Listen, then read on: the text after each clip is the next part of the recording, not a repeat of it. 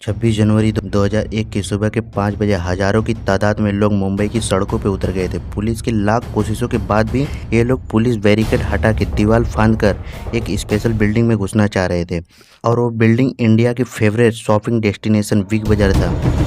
उस दिन बिग बाजार में सबसे सस्ते दिन मेगा नाम के एक सेल लगा हुआ था। कंपनी के ऑनर किशोर बयानी ने कुल 30 करोड़ की कमाई की सिर्फ उस एक दिन में। फिर अगले 20 साल में ऐसा क्या होता है कि बिग बाजार के हर एक स्टोर में ताला लग जाता है। दरअसल 1981 में जब किशोर बयानी ने अपने कॉलेज के फाइनल ईयर में होते हैं, तभी उनके पिता लक्ष्मी नारायण बियानी ने उनको अपने फैमिली बिजनेस को ज्वाइन करने का कहा।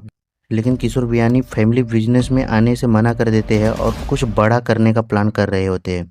तभी उन्होंने अपने एक फ्रेंड को स्टोन वॉश फैब्रिक से बने एक ट्राउजर को पहने हुए देखा और किशोर बयानी को स्टोन वॉश ट्राउजर में एक बड़ा स्पेस दिखा जिसे वो फिल करके एक बड़े बिजनेस को खड़ा कर सकते हैं। और किशोर बयानी ने बिना समय गंवाए जुपिटर मिल से 200 मीटर का कपड़ा खरीद लिया और अपने ही शहर के गारमेंट मैन्युफैक्चरर को बेचना चालू कर दिया। फिर कुछ समय बीतने के बाद उन्होंने अपना एक गारमेंट शॉप डाला जिसका नाम रखा पतलून, और 2 साल बाद मिल से कपड़ा खरीदते और उसे खुद ही मैन्युफैक्चरिंग करना चालू कर दिए थे। अपने ट्राउजर को एक ब्रांड नाम देते हुए पतलून से पेंटलून कर दिया, जिससे वो थोड़ा मॉडर्न भी लगने लगा। इस मॉडर्न नेम और मॉडर्न कपड़े की वजह से 1994 तक पूरे भारत में पेंटलून के 72 फ्रेंचाइजी शॉप्स खुल चुके थे। अब कंपनी ट्राउजर के अलावा शर्ट, जींस, सॉक्स और टाई बेचने लग गए थे। फिर 1999 में इंडिया का एक सुपर मार्केट बनाने का सोचा, लेकिन इंडियन कंज्यूमर ज़्यादातर ऐसे थे कि किसी बड़े शॉप से या मॉल को देखकर उसको एक्सपेंसिव मार्केट समझ लेते थे। वहाँ पे शॉपिंग करना काफ़ी महंगा समझते थे और वहीं पे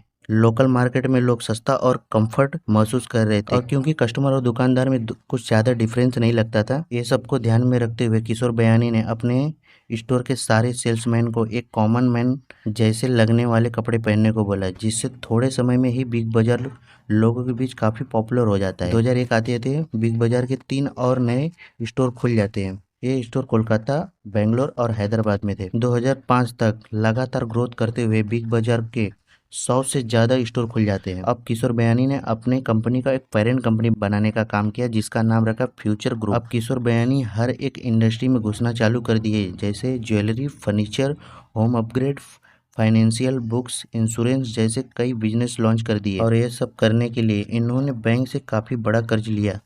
तब सही चल रहा था जब 2008 में ग्लोबल फाइनेंशियल क्राइसिस आया था।